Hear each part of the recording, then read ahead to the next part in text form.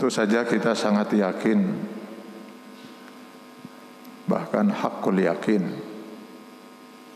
bahwa kita manusia adalah makhluk yang sangat dhaif, yang sangat lemah, yang la haula wa la quwata illa billah. Kita enggak memiliki daya kekuatan apa-apa kecuali jika Allah memberikan kekuatan itu kepada kita. Bagaimanapun kita sudah berusaha, berikhtiar, berjuang dengan memanfaatkan semua potensi yang Allah berikan untuk mencapai sesuatu, misalnya, kita tidak akan pernah menggapai hasil apa-apa gitu dari semua usaha dan perjuangan kita itu, selama Allah belum menyatakan kun fayakun. Karena semua yang terjadi di alam semesta ini hanya terjadi dengan kun fayakun Allah. Innama amruhu iza arada syai'an an yaqula lahu kun fayakun.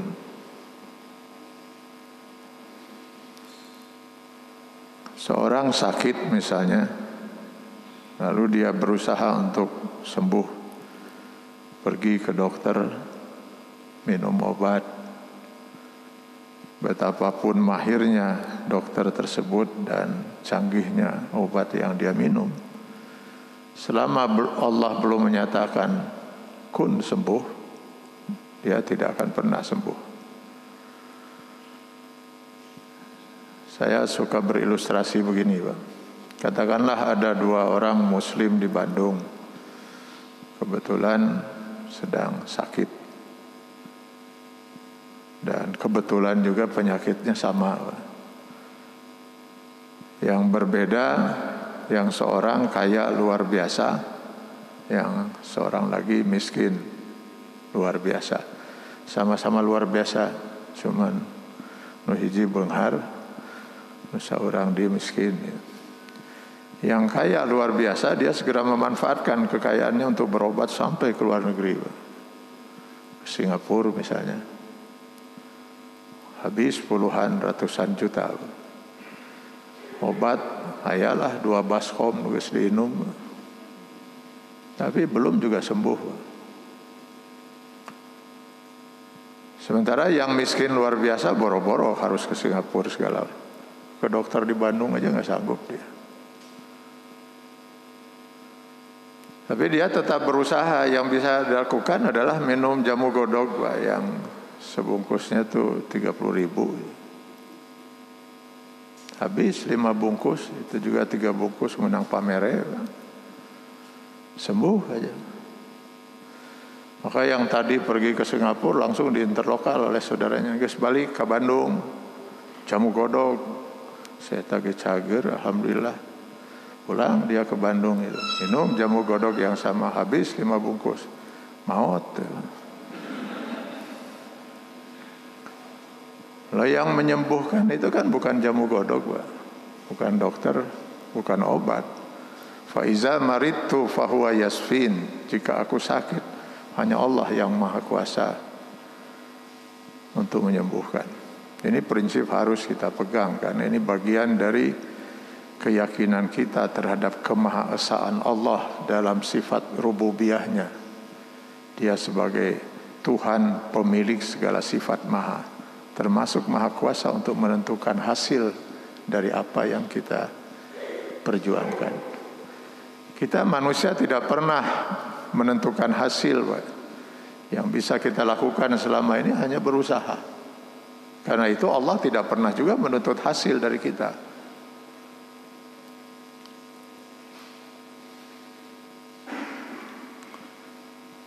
Atas dasar prinsip ini, maka kita sebagai seorang muslim berkeyakinan betul bahwa berusaha dan berdoa adalah 2 hal yang tidak mungkin terpisahkan dalam kehidupan kita, ya. Berusaha itu kewajiban kita, sedangkan berdoa itu hak kita untuk memohon pada Allah sekiranya Allah berkenan untuk menghargai upaya kita, ya. Usaha dalam mutlak kewajiban kita. Orang kafir pun berusaha. Dan mereka kadang-kadang cepat berhasil, Pak, karena Allah menghargai usahanya itu dengan sifat rahmannya. Allah itu maha pengasih kepada setiap orang yang mau mencari sebab di dunia ini. Dia punya hak untuk memperoleh apa yang dia perjuangkan.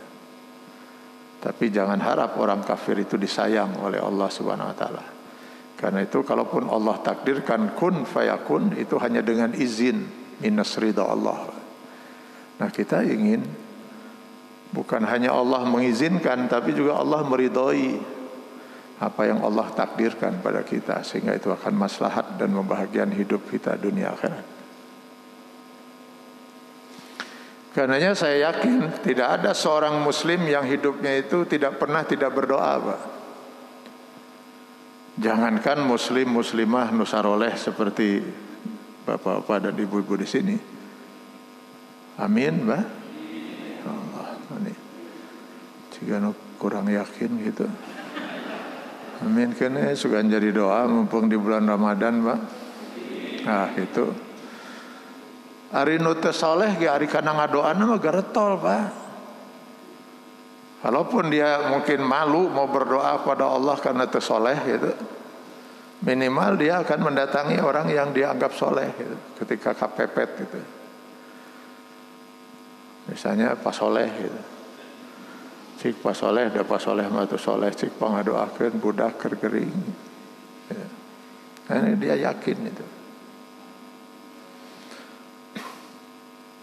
Nah, berbicara tentang doa ini, saya ingin sedikit meluruskan apa yang saya lihat kurang tepat dilakukan oleh sebagian saudara-saudara kita ya.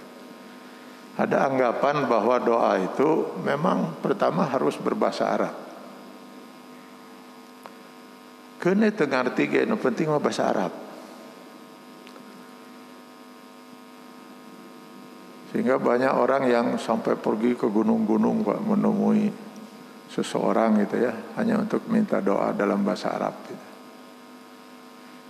Dan saya di sebuah majelis taklim pernah ada seorang ibu menyodorkan secari kertas, Pak. Pak, ini apa artinya, Pak? Saya lihat gitu. Wah, susah juga saya bilang. Ini karena mungkin yang menulis ini saya bilang kemungkinan besar tidak menguasai bahasa Arab.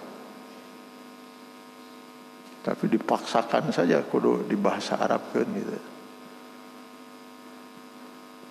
Dari mana saya bilang ibu dapatkan ini? Dari almarhum ayah saya. Dulu ayah saya memberitakan saya untuk setiap habis sholat itu selalu membaca ini. Saya sudah amalkan ini. Sudah 30 tahun baca.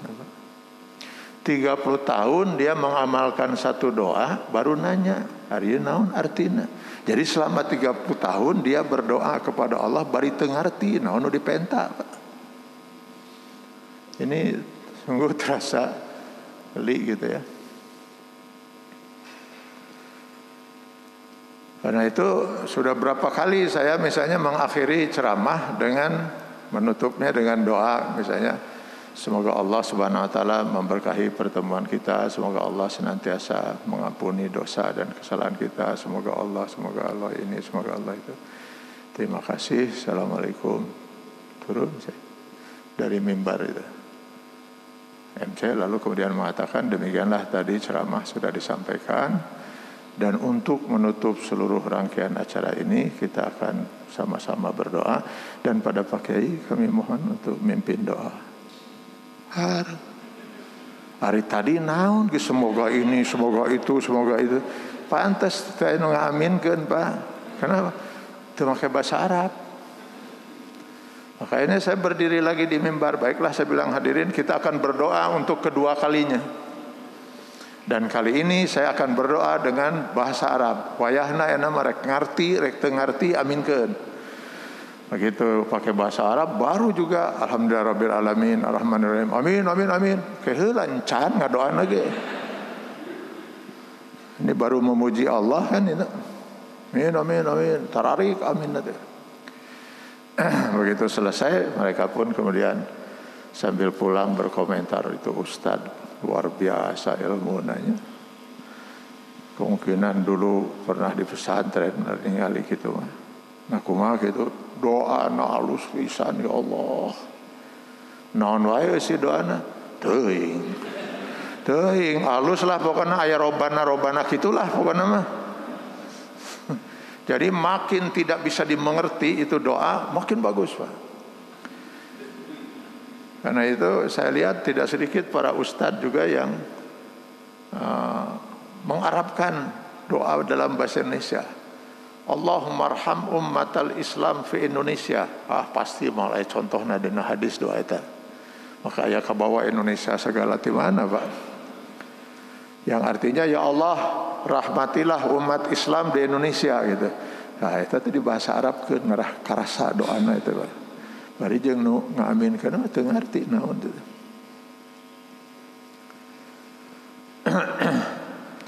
Saya sampai sekarang belum menemukan dalil. Kalau ada yang sudah menemukan saya minta gitu ya, bahwa doa itu harus dalam bahasa Arab. Bahwa apakah doa yang dicontohkan dalam Quran dan hadis itu tidak lebih baik? Pasti sangat baik. Pasti Pak. Kalau kita ngerti Pak. Karena itu usahakanlah supaya kita ngerti apa yang kita baca dalam doa itu. Itu yang pertama. Yang kedua, contoh-contoh doa dalam dalam Al-Quran dan hadis itu, kalau kita perhatikan sifatnya umum Pak. Karena Allah sedang mencontohkan, Rasul sedang mencontohkan untuk umat Islam secara umum. Rabbana atina fid dunya hasanah, kan umum itu Pak. Atina fid dunya hasanah untuk seseorang yang sedang kelilit utang, ya terbebaskan dia dari hutang itu.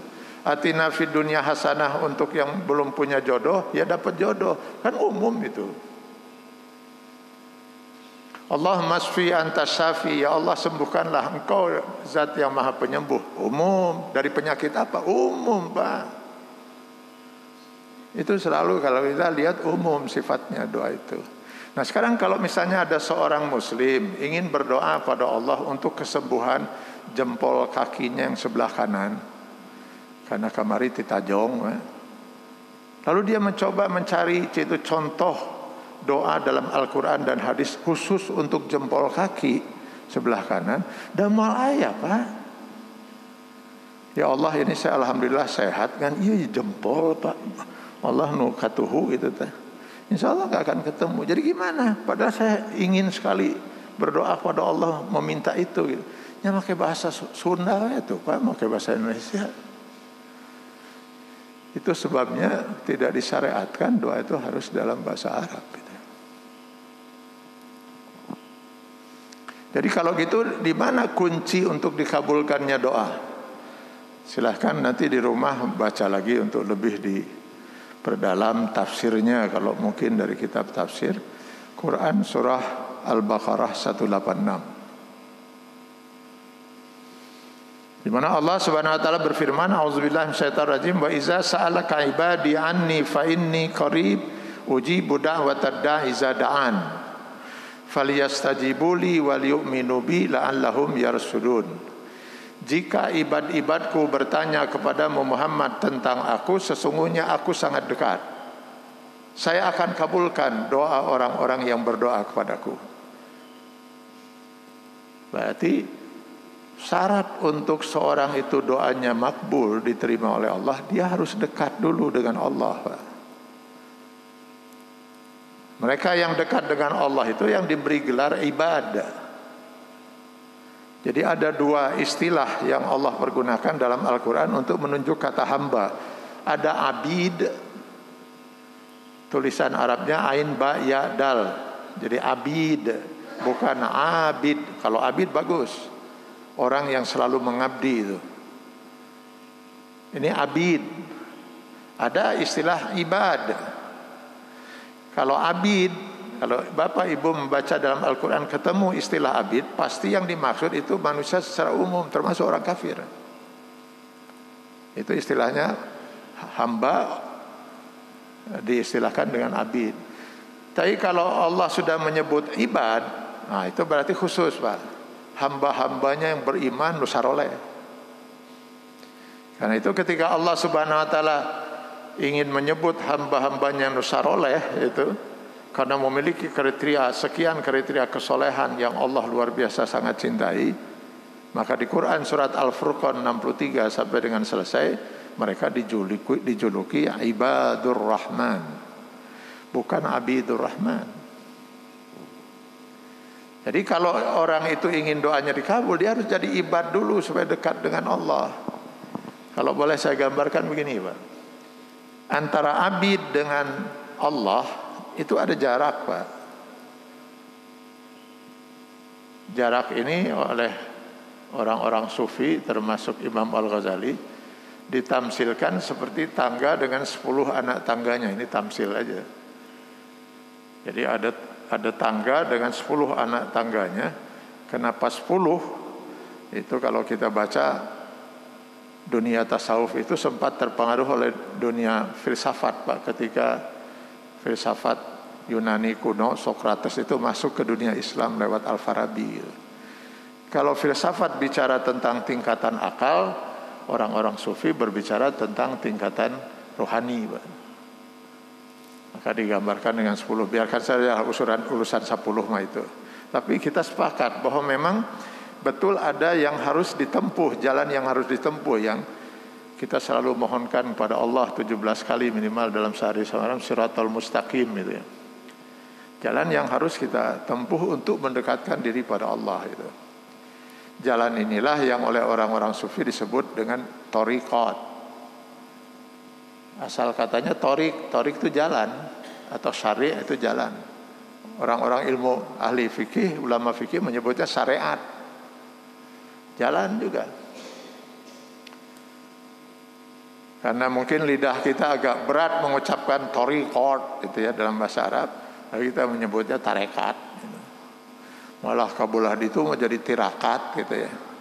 Itu jalan yang harus ditempuh itu. Nah, tentu si tarekat atau syariat ini harus sesuai dengan jalan yang ditetapkan oleh Allah, sesuai dengan Quran dan Sunnah.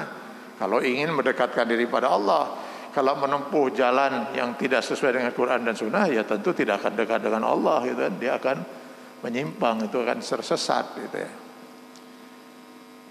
Nah, tarekat ini atau syariat ini adalah upaya seorang mendekatkan diri pada Allah dengan takdimul mujahadah. Nah, ini masih namanya mujahadah ya. Jadi mujahadah itu upaya yang sangat sungguh-sungguh untuk bisa mendekatkan diri pada Allah dengan tidak merasa puas sudah melakukan yang wajib, tapi memperkaya diri dengan ibadah-ibadah sunnah.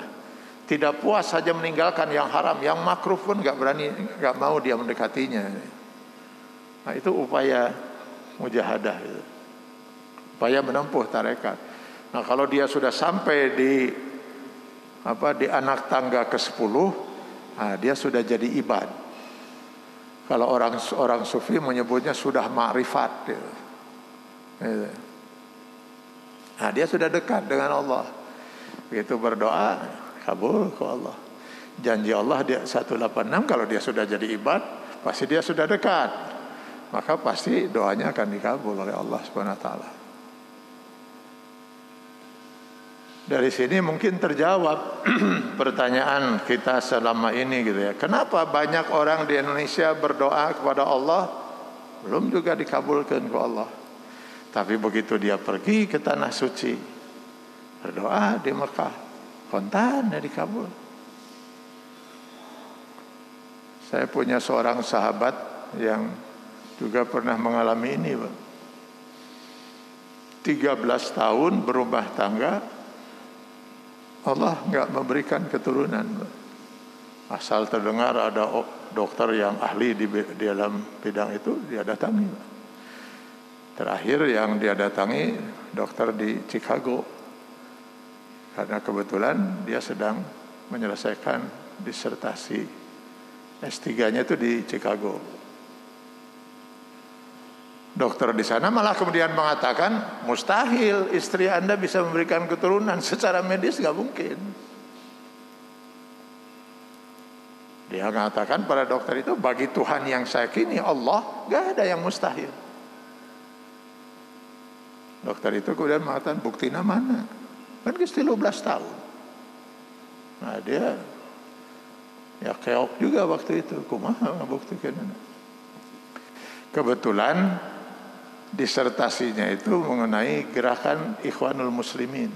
Karena itu yang bersangkutan kemudian melakukan penelitiannya di Mesir selama 1 tahun.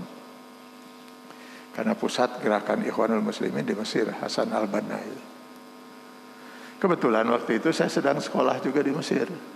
Jadi itulah awal perjumpaan saya dengan yang bersangkutan. Musim haji, beliau pun kemudian berangkat haji dengan istrinya. Kebetulan dari Mesir ke Jeddah itu hanya 2 jam pesawat.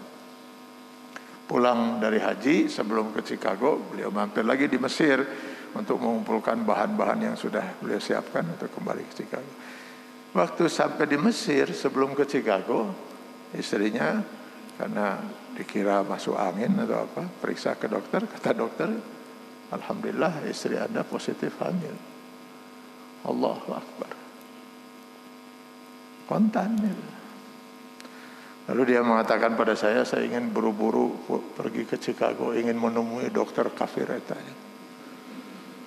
Untuk mengatakan, nih sekarang saya buktikan bahwa Tuhan yang saya yakin itu bukan hanya ada, tapi Dia Maha Kuasa.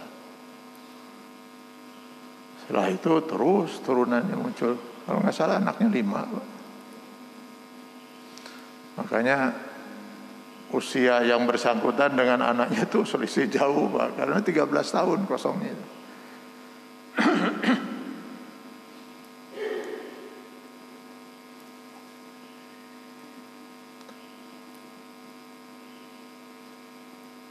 Nah, ini yang kemudian akhirnya menyimpulkan, ada orang yang menyimpulkan dengan gegabah seperti ini.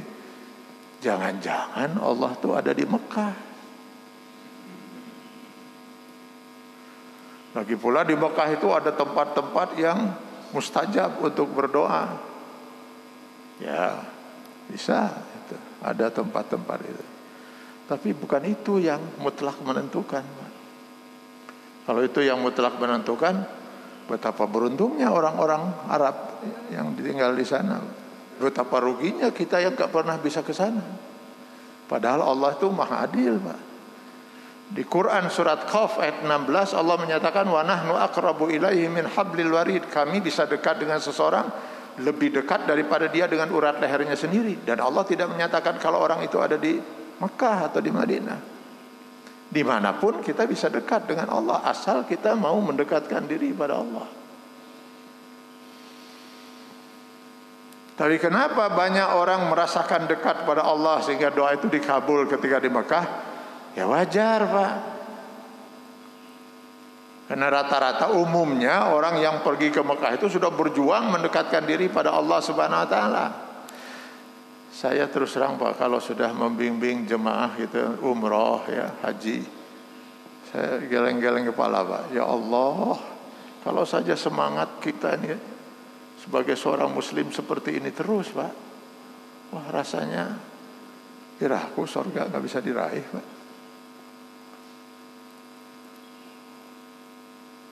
Di Mekah itu jangankan yang wajib, Pak, yang sunnah pun dikejar. Bahkan karena saking semangatnya tapi tidak didukung oleh ilmu yang cukup itu, yang tidak sunnah pun dilakukan. Ku semangat. Yang disunahkan misalnya mencium Hajar Aswad, tekau ningali batu rada herang seutik cium. Nanti air batu naon diusapan semua. Itu ada yang ngusapin Ka'bah saja. Mana sunnahnya? Gak ada itu, Pak. Untung kalau masih Ka'bah yang diusap-usap.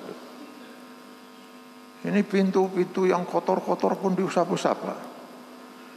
Saya berapa kali menegur jemaah kita, Pak. Di Mekah pernah itu yang sedang usap-usap pintu itu. Pulang sholat Isya waktu saya ingat itu. Kenaon, Pak? Karena dia orang Indonesia. Ini kan katanya maulid ini, tempat dilahirkannya Rasulullah SAW. Betul, Pak, di sini konon dilahirkannya Rasul. Tapi yang Bapak usap itu pintu naon? Ini sekarang perpustakaan, Pak.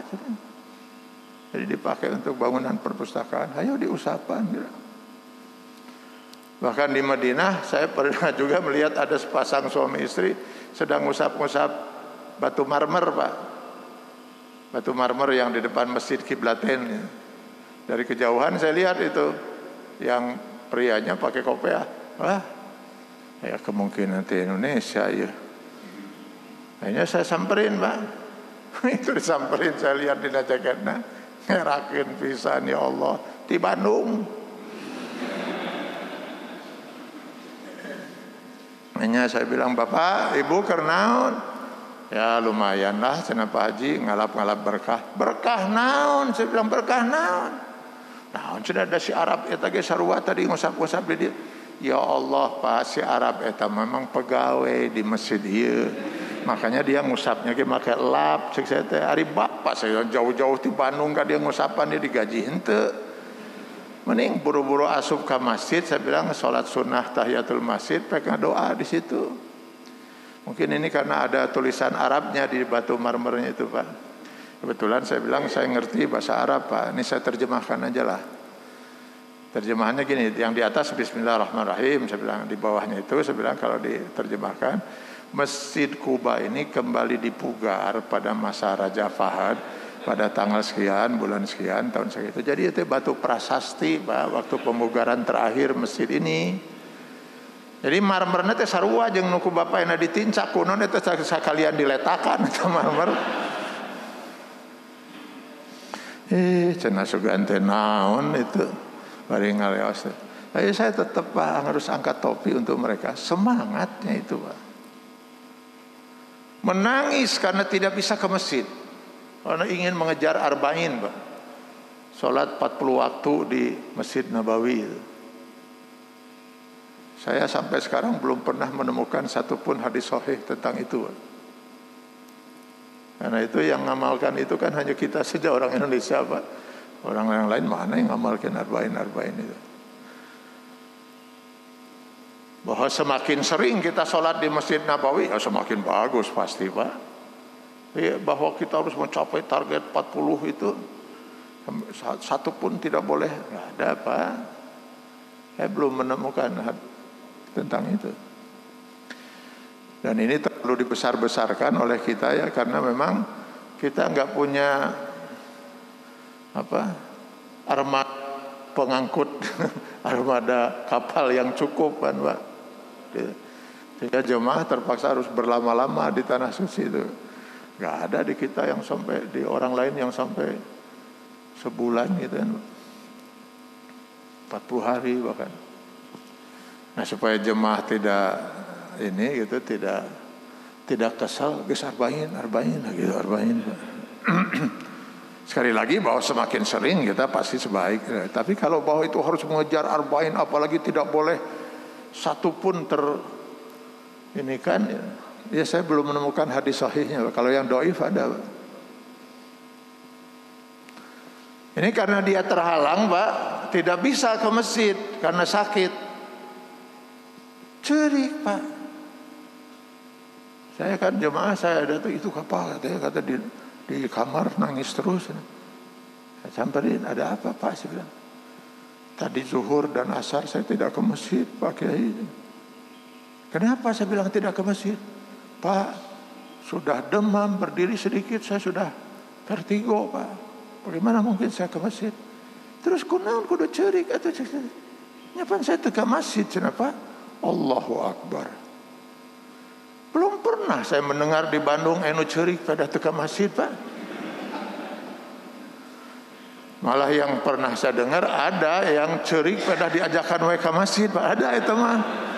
Malah dendam kanu ngajakna teh nah saya eta mah asa aing pang solehna ini mah ini tuh eta mah rariweuh kitu keheul mah eta pada diajakan itu. Nanti waktu sholat subuh itu misalnya jam 5 di situ ya. Jam 1 sudah di masjid.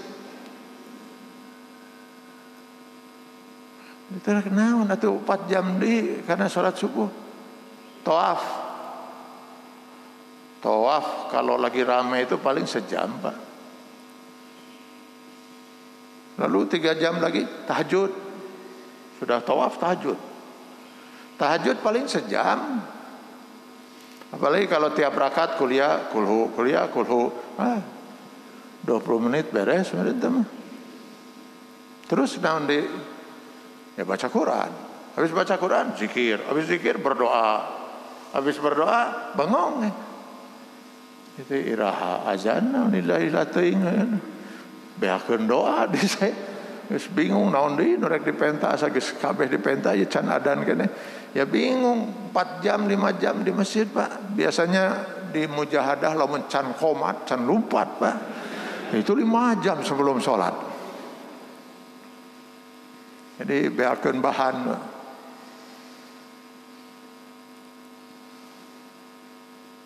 Pernah ada jemaah umrah pulang sholat zuhur keringatan, Pak. Saya tanya aku naon?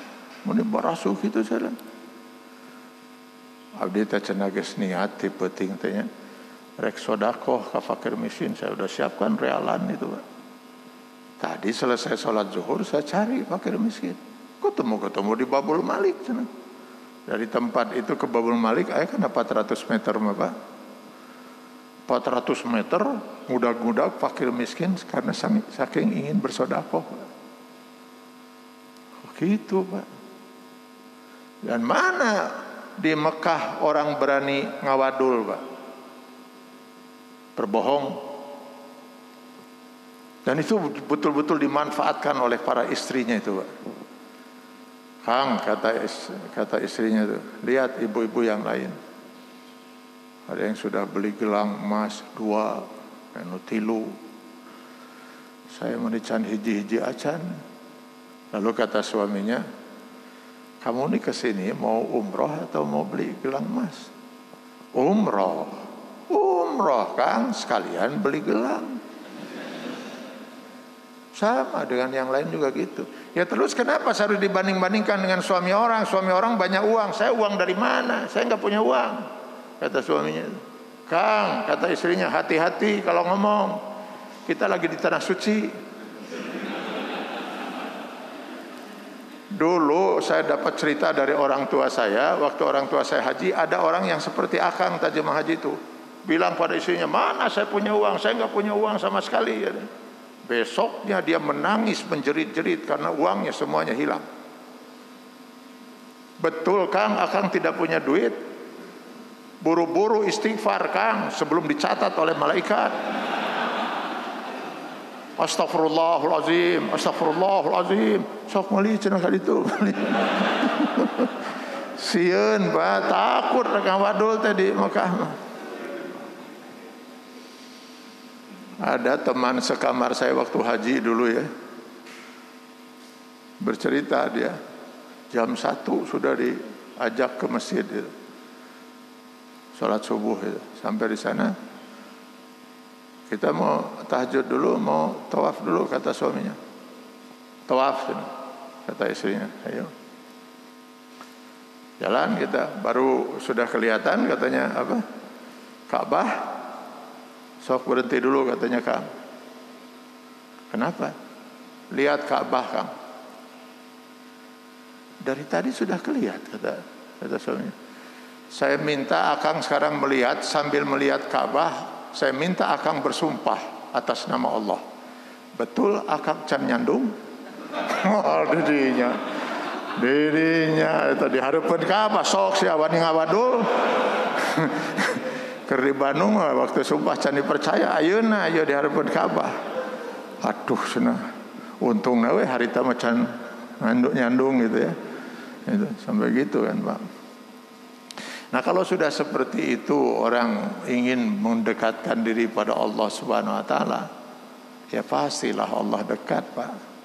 Dalam hadis kursi Allah mengatakan, hambaku mendekatkan dirinya 1 jengkal, saya sudah 1 hasta, kata Allah. Hambaku mendekatkan dirinya kepadaku 1 hasta, saya 1 depan. Ini 1 depan ya, ini. Hambaku mendekatkan dirinya kepadaku dengan berjalan kaki, saya dengan berlari, kata Allah. Begitu dalam hadis kursi, Pak.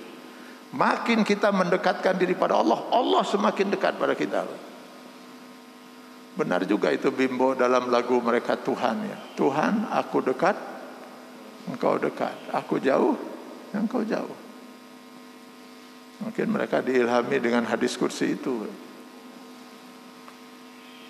Jadi pantaslah kalau banyak doa yang dikabul di tanah suci itu. Lalu kenapa ketika pulang ke Bandung berdoa lagi dengan doa yang sama, ya Allah, kemana itu? Ya itulah, kembali ke Bandung, kembali lagi ke Undang-Undang Dasar Kedul jeung Hoream itu.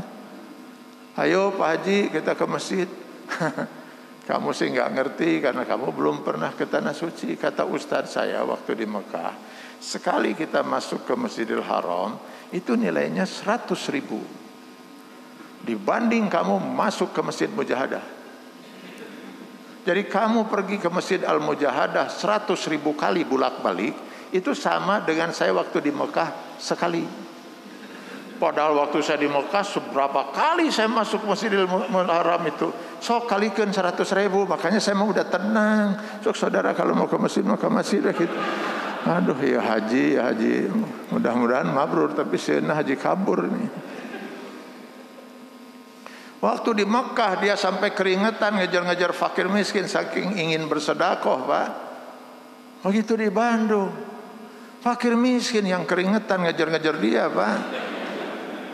Kadang-kadang untuk sedekah 1.000 rupiah saja harus istikharah, Pak. Udah kelihatan dari jauh itu di perapatan fakir miskin, ya Allah kesian, keluar uang itu 5.000, istikharah dulu, menimbang dan seterusnya, memperhatikan dan seterusnya, mengingat dan seterusnya, sampai perapatan memutuskan dan menetapkan 200 tina 5.000 terus ada 200 gitu. Untung eta gente persabarnya gitu. Jadi sebenarnya kunci untuk dikabulkannya doa itu adalah kedekatan kita manusia. Jangan kita puas dengan hanya melakukan yang wajib, perkaya diri dengan ibadah-ibadah sunnah. Karena itu di dalam hadis riwayat Tirmizi, Nasa'i dan Imam Hambal dalam musnadnya, Rasul mengatakan ada 3 kelompok manusia yang apabila mereka berdoa, doa mereka mustahil ditolak oleh Allah, pasti dikabul. Yang pertama, as-shaim hatta yaftur, orang yang saum sampai dia berbuka. Sampai jam berapa kita? Ini nggak ada air minum, Pak. Ini teng-tengan ada. Ya itu yang pertama. Nah kalau kita lihat dari 3 ini memang dasarnya karena kedekatan manusia dengan Allah. Kenapa orang yang saum sampai dia berbuka? Nah, orang yang saum itu kalau benar dia saumnya, Pak, pasti dekat dengan Allah, Pak. Gimana nggak dekat dengan Allah? Jangankan yang haram, yang halal saja dia sedang tahan untuk dia tidak nikmati, Pak. Sebenarnya kan kita saum itu dari yang halal kan, Pak. Kalau yang haram kita kan harus saum seumur hidup. Saum itu menahan diri untuk tidak melakukan itu. Kalau haram kan harus kita memakan harta yang haram. Oh itu kita harus saum seumur hidup, Pak. Jangan pernah sepeser pun harta haram kita makan. Gimana caranya? Nah kita latihan setiap tahun itu selama 1 bulan. Kita dilatih oleh Allah Subhanahu wa taala saum dari yang halal. Logikanya kalau kita sudah mampu saum dari yang halal selama 1 bulan, masa 11 bulan kemudian kita nggak mampu saum dari yang haram? Lihat hambaku, kata Allah dalam hadis qudsi, yang halal dia tidak nikmati, padahal mungkin dia sedang lapar gitu, mungkin dia sedang haus. Istri dia sendiri yang halal, mana berani kita mendekati istri, mendekati suami, mulai terbit fajar sampai terbenam matahari. Pasti orang seperti itu dekat dengan Allah, lamun nyamah gitu. Asal saumnya benar. Benar gimana? Ya kalau dia saum dari yang halal, apa artinya kalau kemudian dia tidak saum dari yang haram? Betul dia tidak makan, tidak minum, tapi matanya enggak saum dari melihat yang Allah haramkan mata dia untuk melihatnya. Lidahnya enggak saum dari membicarakan yang Allah haramkan, lidah dia untuk membicarakannya. Akalnya tidak saum dari berpikir di jalan yang enggak benar. Nah, untuk apa dia saum itu? Kalau itu dari yang halal, kalau dia enggak saum dari yang haram. Maka di bulan Ramadan ini Manfaatkanlah kita untuk mendekatkan diri pada Allah ya. Ya, bukan hanya di bulan Ramadan, ini khususnya di bulan Ramadan ketika Allah Subhanahu wa taala melipat gandakan pahala itu, yang ada malam yang 1000 bulan gitu kan. Ketika Allah menjadikan pahala ibadah sunnah itu sama dengan kita melakukan ibadah wajib gitu. Maka ini mungkin jalan bagi kita juga untuk mendekatkan diri kepada Allah Subhanahu wa taala. Yang kedua, yang doanya tidak akan ditolak itu pemimpin yang adil, imamun adil, Pak. Kenapa? Ya pasti dekat dengan Allah, Pak. Orang membuang duri dari jalan saja ke tong sampah sudah ibadah itu, Pak. Bagaimana kalau ada seorang pemimpin sampai dia berhasil membuang duri-duri kehidupan di masyarakat, duri ekonomi, sosial, politik, sehingga membuat masyarakat yang dipimpinnya itu hidup sejahtera, lahir batin, bahagia dunia akhirat itu, karena dia dibimbing ke jalan yang Allah ridhoi itu. Berapa ibadah si pemimpin itu, Pak? Berarti dia setiap hari beribadah kepada Allah lewat baktinya pada 265 juta rakyat yang dipimpinnya. Wah, kalau ketemu pemimpin yang seperti itu, Pak, jangan minta apa-apa, minta didoakan, makbul doanya, Pak. Kalau Bapak Ibu berhasil menemukan pemimpin yang adil, lamun, Pak. Yang ketiga, doaul mazlum, doa orang yang teraniaya. Nah, ini juga makbul, Pak. Walaupun dia itu sebenarnya tidak sesoleh Bapak dan Ibu sekalian. Tapi kenapa makbul? Allah itu berpihak dekat dengan orang yang teraniaya. Karena Allah itu sangat benci dengan orang yang berbuat zalim, sangat murka pada orang yang berbuat zalim. Sebaliknya sangat dekat dengan orang yang dizolimi. Maka hati-hati kita dalam berucap, bersikap, bertindak gitu kan. Jangan sampai keputusan, tindakan, kebijakan kita itu mengakibatkan orang lain terzolimi. Nah, kalau si orang yang terzolimi itu gak perlu berdoa saja, dia sudah dekat dengan Allah. Apalagi kalau dia sempat berdoa, Pak. Tengah malam dia bangun, kemudian sholat, tahajud. Ya Allah, sakit rasanya hati ini, ya Allah. Kok tega-teganya orang itu menzolimi saya? Apa salah saya? Lalu dia karena solehnya itu dia berdoanya juga bagus, Pak. Apa enggak sebaiknya diberi pelajaran? Allah nggak sadar itu.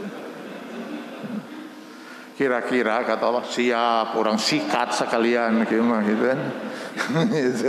itu ya, hati-hati dengan orang yang terzalimi. Karena itu jangan sepelekan, Pak, doa fakir miskin. Apa ngasih uang misalnya 1.000-2.000 rupiah saja dia udah berdoa panjang, mudah-mudahan dimurahkan rezeki, dipanjangkan umur, diberi. Buru-buru aminkan, Pak. Amin ya Allah. Nah, antara ke masjid saya teka tinggal di sholat.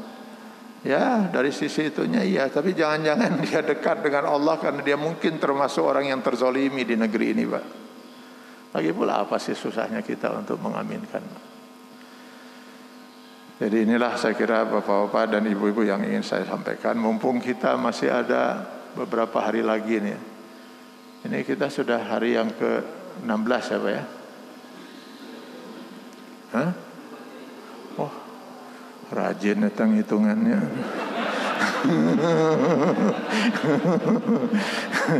Ya, mancing, saya mau mancing lah itu. Ya. Marilah kita manfaatkan sisa-sisa Ramadan ini untuk terus berjuang mendekatkan diri pada Allah. Mudah-mudahan kita berhasil menjadi orang yang dekat dengan Allah Subhanahu wa taala. Terakhir sekali, Pak, saya ingin memberi catatan ini. Saya senang melihat masuk di masjid ini protokol kesehatannya betul-betul dijaga, Pak. Di depan bahkan sudah ada pengukur suhu, Pak. Lalu ini saf dibuat jarak. Ini memang sangat islami, Pak. Nah, kadang saya sedih lihat ada video ustadz yang teriak-teriak gitu ya. Wah, Ini COVID-19 sudah membuat kita jadi ngaco katanya kan, sholat pakai jarak, tidak rapat, saf, terus narutup pakai masker. Ya, memang harusnya setiap muslim itu, apalagi ustadz, harusnya mengerti Pak, apa maqasidus syariah, tujuan utama Allah menurunkan ajaran Islam ini. Ada 5 tujuan utamanya, banyak ya. Yang utama itu ada 5, hifzuddin, hifzul mal, hifzul nasab, dan hifzul nafs, untuk melindungi nyawa. Karena nyawa ini amanah Pak, bukan milik kita, milik Allah Pak. Amanah ini.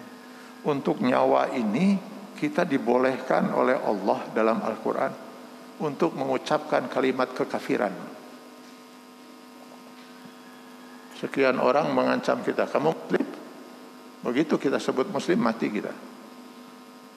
Katakan saja, saya bukan muslim, saya orang paling kafir di dunia ini, silakan Pak, demi nyawa. Itu Islam. Dan itu pernah dilakukan Rasul pada Bilal. Ucapkan dengan lidahmu Bilal bahwa kamu sudah kembali ke ajaran nenek moyang yang sesat, daripada kamu mati disiksa mereka seperti ini. Bisa mati itu Bilal pada waktu itu. Tenaganya pun sudah hanya tinggal keluar ahad. Nah, kayak gitu. Ya, untung Abu Bakar kemudian berhasil membeli Bilal. Kayaknya dibeli kan dari majikannya itu. Maka Islam itu sangat murka kepada orang yang menyanyiakan nyawanya itu. Bunuh diri, silakan baca dalam Sahih Bukhari Muslim Pak. Ada dalam lafaz Muslim itu, diambil dicontohkan 3 hal itu ya. Orang bunuh diri dengan menghujamkan besi ke dalam perutnya. Tidak dikatakan pisau karena mungkin bisa besi, bisa pisau, bisa apa saja itu. Mati dia. Maka di akhirat nanti, kata Rasulullah SAW, Allah sediakan besi di neraka itu. Nah, dia akan menghujamkan itu ke dalam perutnya sampai mati, dihidupkan lagi Allah, lakukan lagi kata Allah. Terus saja, khalidan mukhlidan abadan. Dalam Al-Quran hampir tidak pernah itu Allah menyatakan kekekalan sampai 3 pernyataan seperti itu. Yang ada kan paling di surat Al-Bayyinah, khalidina fiha abada. Sebenarnya khalidina itu sudah pasti kekal Pak. Abadan selama-lamanya, ya pasti yang namanya kekal itu selama-lamanya. Maka abada itu adanya hanyalah taukid untuk lebih meyakinkan kekal selama-lamanya, atau lebih keras lagi. Di Sahih Bukhari ini bahkan Rasul mengatakan kekal sekekal-kekalnya untuk selama-lamanya. Saking Allah murka kepada orang yang mengkhianati amanah itu, nyawanya itu. Bunuh diri itu. Bagaimana dengan membunuh orang lain? Wah, Allah lebih murka lagi Pak. Baca Al-Maidah 32. Seorang yang menghilangkan nyawa orang lain tanpa alasan hukum yang bisa dibenarkan dalam situasi perang misalnya, atau karena dia algojo yang harus melaksanakan hukum Allah, dia orang itu harus dihukum mati. Tapi kalau tanpa alasan ini menghilangkan nyawa orang, dosa dia di mata Allah lebih daripada seakan-akan dia ka'annama qatalan nasa jami'a, seakan-akan dia telah membunuh semua manusia. Jadi menghilangkan 1 nyawa seolah-olah dia telah menghilangkan 7 miliar nyawa yang hidup sekarang ini Pak. Jadi ini nggak bisa main-main kita Pak. Jadi sangat mungkin orang bunuh diri. Kalau kita yakin memang corona ini ada kan pada corona itu. Korban sudah banyak Pak. Saya orang-orang di sekeliling saya di Anas itu sudah ini yang ketiga nih. Mungkin saudara kenal Rizal Fadilah. Sekarang pun sedang dirawat di rumah sakit Pak. Yang meninggal sudah banyak.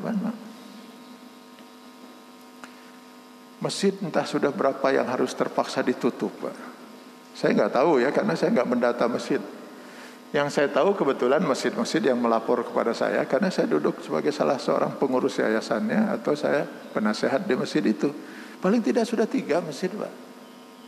Yang saya tahu itu Masjid Bilal di Parakan, itu DKM-nya Dr. Rahmat Somantri, kenal ya, ahli penyakit dalamnya. Dengan terpaksa harus ditutup. Loh, imamnya yang meninggal, Pak, kena COVID itu. Di Salendro, masjid apa namanya itu? DKM dengan jemaahnya, pengurus-pengurus DKM 6 orang, Pak. Itu belum nanti termasuk keluarganya juga, karena pasti mereka bawa juga ke rumah untuk menyebarkan ke keluarganya. 2 minggu yang lalu maksud saya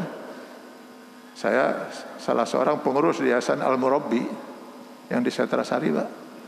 Dengan sangat terpaksa saya putuskan tutup masjid, Pak. Nggak ada sholat Jumat. Mau gimana tuh, pengurus DKM itu kena, termasuk marbotnya. Nggak bisa kita. Akhirnya akibatnya kemudian harus berurusan dengan rumah sakit, masjid terpaksa ditutup, sholat Jumat ditiadakan. Mau gimana lagi kita, Pak? Ini memang harus kita ya, ini kan. Jadi saya teruskan, saya kira ini, Pak, ya. Kalau di masjid saya, ya bukan masjid saya, masjid sebelah rumah saya gitu, ya sama, Pak, seperti ini, Pak. Jadi harus pakai masker semua. Cuman bedanya kalau di masjid sebelah rumah saya, yang azan dan qomat itu harus pakai masker, Pak. Apalagi yang azan, teriak itu kan keluar suaranya. Ini dokter di sini, Pak, tolong tanyakan saya. Jarak 1 meter mesti kena kalau dia punya virus, Pak. Orang yang di depannya jarak 1 meter. Kalau dengan batuk 6 meter, Pak, kena, Pak. Batuk bersin itu. Sekarang azan sekeras itu. Imam, khotib, muazin, yang qomat semua harus pakai, Pak. Yang sholat semua harus pakai. Sehingga kita buat aturan, kalau ada imam dan khotib misalnya, saya tidak bersedia pakai masker, silakan keluar. Kita ganti saja dengan imam yang ada, khotib yang ada. Saya pernah meminta salah seorang jemaah di sholat Jumat keluar, karena dia tetap ngotot nggak mau disediakan masker pun nggak mau. Alasannya karena katanya dalam hadis nggak boleh kita pakai masker dalam sholat, nggak boleh menutup muka. Iya, dalam ya seperti itu, Pak. Dalam keadaan normal kita harus menghadap kiblat, Pak. Nggak boleh kita membelakangi kiblat, nggak sah sholat kita. Tapi kalau nyawa kita terancam, misalnya dalam situasi perang, boleh nggak kita membelakangi kiblat, Pak? Musuh, nah kiblat sana, oh hadap kiblat, enak sekali musuh nembak kita dari belakang. Belakangi kiblat, hadapi musuh demi menyelamatkan nyawa, dan tetap sholat. Memang aturan ini kita harus rapat, Pak, dalam keadaan normal. Ya apa boleh buat, sekarang kita semua lakukan itu. Bahkan ketika majelis ulama mengeluarkan fatwa, Pak, masjid diberhentikan dari kegiatan sholat fardu maupun sholat Jumat. Sedih rasanya hati saya, Pak. Gak pernah terbayangkan dalam hidup saya bahwa saya akan meninggalkan sholat Jumat 8 kali berturut-turut, Pak. Tapi saya paham, Pak, dengan fatwa itu benar, harus ditempuh. Waktu itu kita belum, ya pemerintah dan masyarakat masih belum tahu bagaimana menangani COVID ini, Pak. Masih kacau sekali, Pak. Dalam kondisi itu memang keputusan itu adalah keputusan yang benar menurut saya, Pak. Dan dasar mereka adalah ayat-ayat Al-Quran yang kemudian disimpulkan oleh para ulama dalam kaidah la darar wala dirar. Dalam hidup kita jangan sampai kita membinasakan diri, apalagi mencelakakan orang lain. Rata-rata yang di masjid itu kalau kita tanya kenapa ada gak mau pakai masker itu, saya alhamdulillah, Pak, sehat. Cek saha. Kata siapa Anda sehat? Saya mana buktinya Anda sehat? Kan itu. Saya punya teman banyak dokter ahli paru-paru, Pak, ya, yang dari menangani COVID-19 sejak awal di Wisma Atlet Jakarta. Kan kalau di Malaysia itu per 1 juta penduduk itu yang diperiksa itu 10.000, Pak. Lebih dari Amerika. Amerika cuma 8.000. Kita cuma 800, Pak. Dari yang diperiksa itu 80% itu OTG, Pak. Enggak ada boro-boro sakit, demam, flu, batuk dan sebagainya. Meriang hente. Tapi kalau diperiksa 36. 80% itu enggak ada gejala apa-apa, Pak. Jadi ketika diperiksa positif, artinya mungkin antibodi dia bagus, tapi sangat mungkin sekali dia untuk menyebarkan untuk pada orang lain. Ini masalah yang ada. Beberapa teman yang sudah mengalami ini, ya luar biasa terpukulnya, Pak. Terpukulnya kenapa? Istri saya, pertama saya ngurus istri dulu, gak ada kebagian tempat di rumah sakit itu. Nangis saya, uang sekian banyak tapi gak ada tempat. Istri saya di ruangan seperti gudang saja gitu. Nah, sebelum akhirnya saya sendirikannya, istri saya akhirnya dapat kamar, saya sendiri nyari lagi rumah sakit. Anak saya yang sedang hamil juga kena, gak tahu di rumah sakit mana. Mereka bertiga terpisah aja. Kayaknya di alam kubur saya katanya, gak ada dokter satupun yang pernah menyapa saya.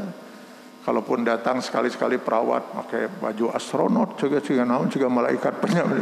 2 minggu saya harus mengalami seperti itu. Ini masalah semua, Pak. Bahwa setelah kita berusaha, berikhtiar dan lain sebagainya, ternyata Allah masih takdirkan juga kita kena, Pak. Nah, itu sudah takdir, Pak. Insya Allah kita nggak akan disalahkan oleh Allah Subhanahu Wa Taala.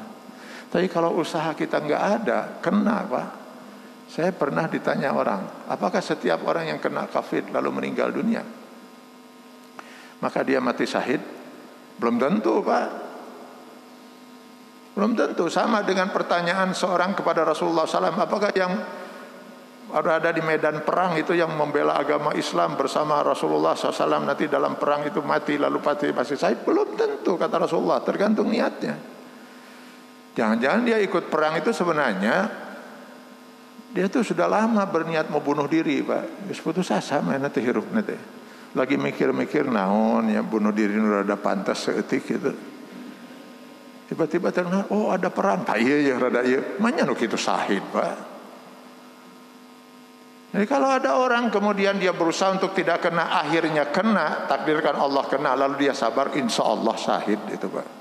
Jadi kalau memang tidak ada usaha itu seperti nangtang, Pak. Apa itu bukan konyol itu? Apa itu bukan bunuh diri itu? Saya sedih melihat ini, Pak, karena memang prinsip-prinsip Islam dalam dakwah kita nggak sampai, Pak. Secara prinsipnya itu gimana? Orang pahamnya ya cuman sholat seperti itu. Mari kita jaga terus kesehatan kita. 2 nikmat yang paling banyak diabaikan oleh umatku, kata Rasulullah, as-sihhah wal firagh. Kesehatan dan waktu luang. Itu 2 nikmat Allah yang paling sering diabaikan oleh umatku, kata Rasulullah. Mudah-mudahan kita tidak termasuk di dalamnya. Selamat melaksanakan ibadah saum dan ibadah-ibadah lainnya. Selamat tidak bermudik. Ini saya jadi ingat juga. Akhirnya saya sampaikan, tolong, karena ini amanah ya, ke hari Jumat sore saya kebetulan ada acara dengan Pak Gubernur, Pak RK, Pak. Lalu dia cerita sudah 12 hari dia tidur sendirian gitu. Nah, kemana ibu? Saya bilang positif COVID-19 dan sudah diisolasi 12 hari, belum menunjukkan kesembuhan. Nah, kebetulan beliau juga berpesan tolong dibantu dengan doa dengan jemaah. Ya, kita doakan, Pak. Mudah-mudahan istri Pak Ridwan Kamil segera diberikan kesembuhan, dan mudah-mudahan kita juga selalu dijaga oleh Allah Subhanahu Wa Taala, dilindungi oleh Allah dari segala penyakit termasuk penyakit ini. Dan mudah-mudahan ya kita bisa melaksanakan ibadah saum dan ibadah-ibadah lainnya di bulan Ramadan ini. Selamat mal bisa selamat bermudik kan namanya. Selamat tidak mudik, Pak. Tapi silahkan kalau mau ke rekreasi.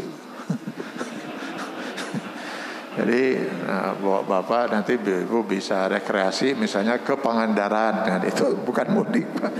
Pangandaran, yes. Ada aneh wae di dia. Saya kebetulan kemarin jadi ngadongeng deui ini. Jadi kebetulan kemarin, Pak, saya tadi malam saya giliran memberi ceramah tarawih di TSM, Masjid TSM. Tadinya saya mau bawa sekalian keluarga gitu ya. Tiba-tiba, udah nggak usah lah, sedang saya aja. Karena pengalaman memang di masjid-masjid sekarang tuh kebanyakan kosong, Pak. Nggak seperti biasanya. Ya. Betul juga, memang di masjidnya mah kosong. Tapi eta mall, saya hampir pulang lagi, Pak. Susah dapat parkir, Pak. Ternyata 2.000 kendaraan itu di TSM itu. Inilah katanya dampak dari tidak boleh mudik. Di dari enak cina kumpul cina, Pak. 2.000 kendaraan menurut laporan si kepala parkirnya yang masuk itu sekitar maghrib itu. 2.000 kendaraan. Tercapai itu tadi, jangan mudik, silahkan pergi ke tempat rekreasi. Yes. Keheul ari ngabahas nu kieu. Saya kira terima kasih sekali lagi, selamat melaksanakan ibadah saum. Mohon maaf lahir batin apa yang saya sampaikan murni, Pak, dari dalam diri saya karena saya cinta kepada Islam, cinta kepada bapak-bapak dan ibu-ibu sekalian sebagai saudara sesama muslim, agar kita benar-benar ada di jalan yang benar dalam ridha Allah Subhanahu wa taala. Billahi taufiq wal hidayah. Assalamualaikum warahmatullahi wabarakatuh.